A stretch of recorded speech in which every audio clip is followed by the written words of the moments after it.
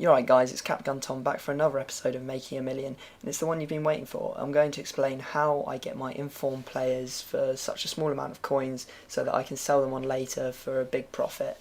And I want to say thanks to all of you first. I mean, if you guys hadn't liked the video that I posted before, I wouldn't be making this at all because I really like this technique and I want to keep it to myself. But since you did, I mean, I got over 200 likes when I only asked for 150, so that was really, really good. Hopefully we can keep that going and you can keep liking these videos because I really like to see positive feedback from this and to know that I'm doing something that's really helping you guys out. So basically the way this episode is going to run is I'm basically going to introduce my the two new series that I'm planning on Ultimate Team, because Making Millions coming to an end. I mean, I've almost got 1 million coins now. And then I will run you through some of the trades that I've made since last week, so you can see how effective the technique is, and then at the end of the video I will explain to you how to do the technique so that you can go off and make some coins for yourself. I'd like to start off by saying thanks to Casino HD, because he's made me a new background on YouTube and it looks awesome. I really like it, so there'll be a link down in the description if you'd like to go and check out his channel. You can go and subscribe to him and you can actually request him to make you a background for your YouTube, because he's doing it for free until sometime in December, so I wouldn't delay. I'd go and get over there and ask him to make you a background because they look really good. And so my series that I'm planning, the first one is basically a squad builder on Ultimate Team. So whenever a featured tournament online comes up with all the restrictions, I will build a squad that meets those requirements, and I will then play the games, and I will sort of like show you the squad. I will show you me tweaking the squad between games, and I will show you some of the games themselves, and hopefully we can win the cups and have a good time. And then the other series that I'm planning is sort of like a subscriber showdown, so I want you guys to challenge me.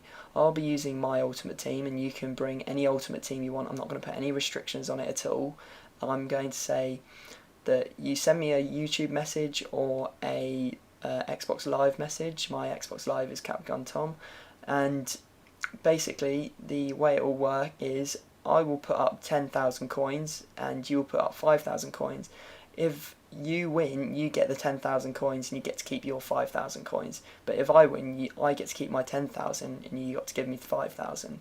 So it's like a bit of a wager match, but you've got a better odds on, if you see what I mean. So hopefully that'll be enjoyable, and then I'll record all the episodes and I'll put them onto YouTube. I mean, if you've got your own YouTube, then it'll be good publicity for your own channel, so that'll be cool. I'll put your links down in the description, everything like that. So let's start off by getting onto some of the trades. Right, so these are all trades that I made last Thursday. I spent about an hour and a half searching about, and I managed to come up with these 7 players. I think Mandanda was the best. Bought him for 15,250. Sold him for quite a bit more. I bought Nani as well for 210,000, and I was actually shitting myself because I couldn't actually sell him. He wouldn't sell for like 5 or 6 hours. I ended up reducing his price quite a lot just to get rid of him, because I don't like to have dead coins just sitting about in a player, so I need to get rid of him. And 210,000 is a lot of coins to lose, so yeah, I shifted him on. I also bought that new guy Iraola, the right back from Spain, and managed to sell him just about for a bit of profit. His value's gone down quite a lot since then, because when they first come out, all the informs are like all different prices and they go up and down all the time, so make sure you check your own prices and don't rely on mine. You can see the profit column, that's actually profit after tax, so all of that 23,875 is profit, so not too bad for an hour and a half. So let's move on to the next day's trades. So these are all the trades I made on Friday. I can't remember how long I spent searching for players, but I picked up quite a few. You can see all of the players I picked up in the column on the right. I think there was a couple of good ones. Which ones were good? Turner was a very good one. Picked him up for 9,800. He's actually worth 15,000.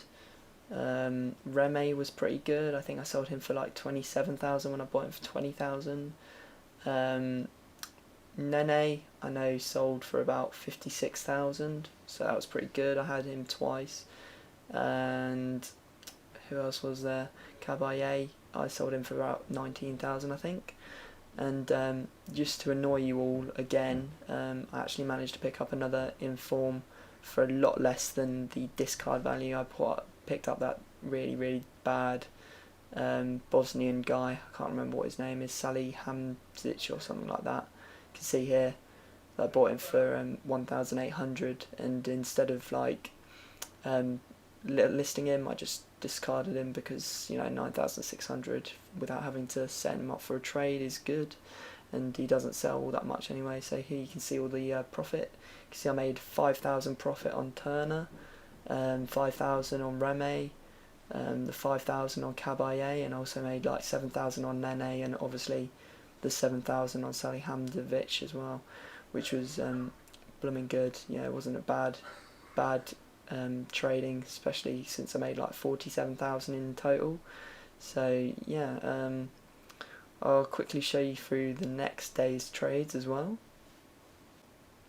Now, I wanted to show you that you shouldn't get disheartened when you accidentally make mistakes. I mean, I made a massive mistake in this one. I had a complete brain fart. I managed to buy Pizarro for 29,750, which is 10,000 more than he's actually worth. So, or what I should have been aiming to buy him for. I must have just got distracted by the fact that he's 41212. You can see there I bought him for 29,000 when he could probably only sell for about 24. So I was always going to make a loss on him. I ended up selling him at quite a loss. I mean, I think I lost about 7,000 coins on him. It'll show you in a minute, but yeah, you can see the other players that I got in this thing. I did end up making a profit still, which is good. I was only on for like an hour and a half or something, so it's not bad. The other thing was I managed to pick up one of these Roos guys, and I still haven't sold him, so it's not brilliant. It wasn't the best trading session, but I still did make a profit, which is, considering I muffed up completely, it's pretty good.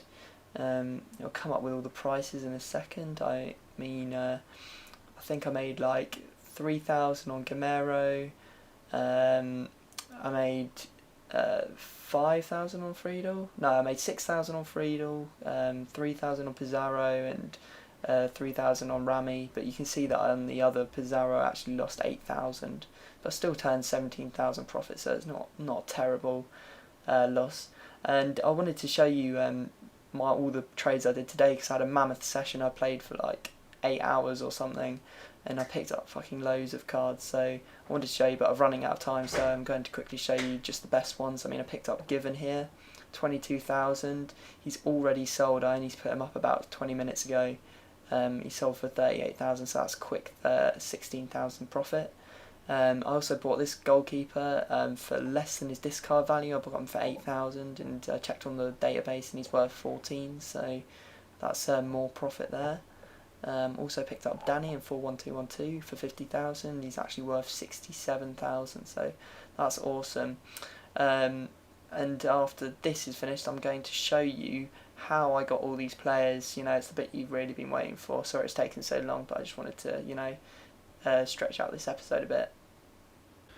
Now, this isn't going to be what a lot of you want to hear. There is no magical technique, no secret way of doing something that you can find all these secret players that aren't listed. There isn't anything like that. It is literally just a case of knowing the market, and you'll find it in any market, not just on Ultimate Team. It's just simple supply and demand. When demand goes down, prices go down. That's just how it works.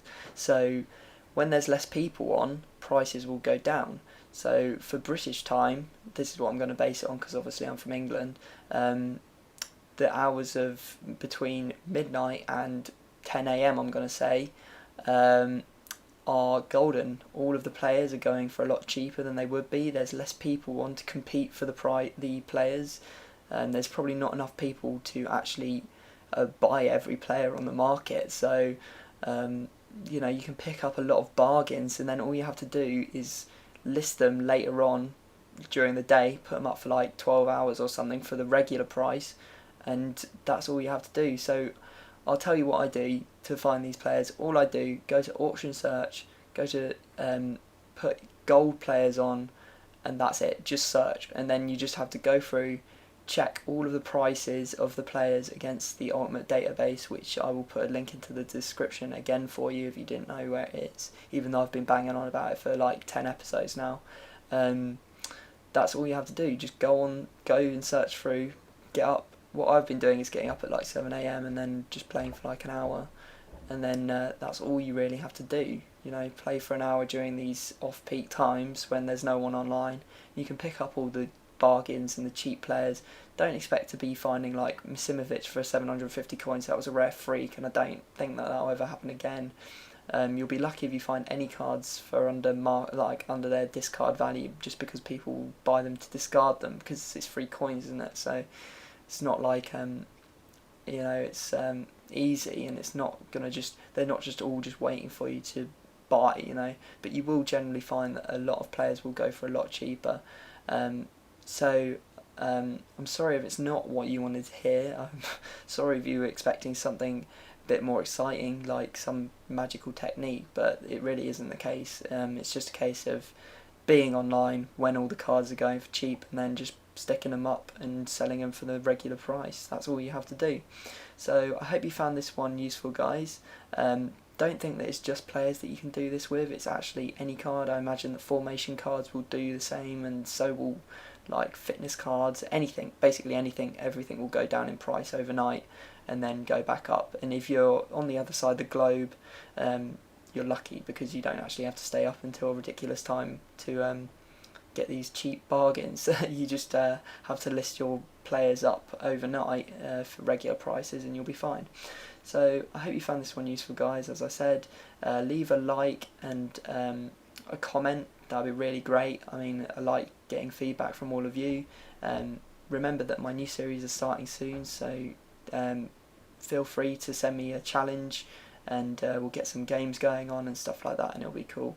So I will leave you there, and I will bid you farewell. See you next time.